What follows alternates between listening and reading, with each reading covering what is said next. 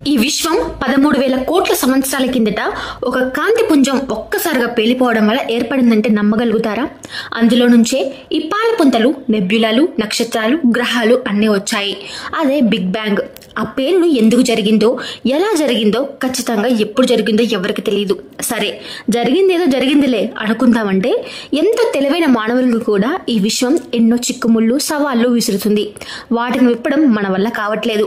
అపర మేధావులైన వారు సైతం వాటితో కుస్తీ పట్టి కొంతవరకు సక్సెస్ అయితే అయ్యారు. ఈ రహస్యాల్లో చాలా వరకు ఊహాజనితమైనవే. వాటిని ఓ పట్టు పడదామంటే దాని ముందు అసలు విశ్వం, దాని తీరు, ఖగోళ సిద్ధాంతాలు, గురుత్వాకర్షణ శక్తులు, కాంతి వేగం, కాలం ఇలాంటి ఎన్నో అంశాలపై అవగాహన పెంచుకోవాలి. శాస్త్రవేత్తలు ఇవన్నీ తెలుసుకొని ఇక బుర్రలు బద్దలు కొట్టుకుంటున్న ఈ రహస్యాలు వీడట్లేదు. ఇవి సైన్స్ సిద్ధాంతాలకు భిన్నంగా ఉంటున్నాయి. అందుకే ఇవి సవాల్ని విసురుగలుగుతున్నాయి. మరి అలాంటివి ఓ 10 మిస్టరీలపైన మనం సింపుల్ లాంగ్వేజ్ లో అర్థమయ్యేలా చర్చించుకుందాం. ఏమో, మనలోనే ఎవరైనా వాటిని ఛేదిస్తారేమో. ఎవరిలో ఏ సైంటిస్ట్ ఉన్నాడో ఎవరికి తెలుసు? ఇది ఎంతో ఆసక్తి కలిగించే అంశం. శాస్త్రవేత్తలు ఖచ్చితంగా కనుక్కొని తీరాలి అని బలంగా పట్టుపట్టిన అంశం.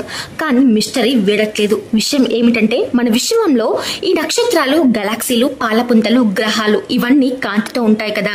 మొత్తం విశ్వంతో పోలిస్తే ఈ కాంతి అంతా కలిపి 5%. మరి మిగతా 95% చీకటిగానే ఉంటుంది. ఇది పూర్తిగా చీకటి కాదు అని, అందులో దాదాపు 20% డార్క్ మ్యాటర్ అంటే కృష్ణ పదార్థం ఉంది అని శాస్త్రవేత్తలు గట్టిగా నమ్ముతున్నారు. కానీ దాన్ని నిరూపించడం మాత్రం కుదరట్లేదు.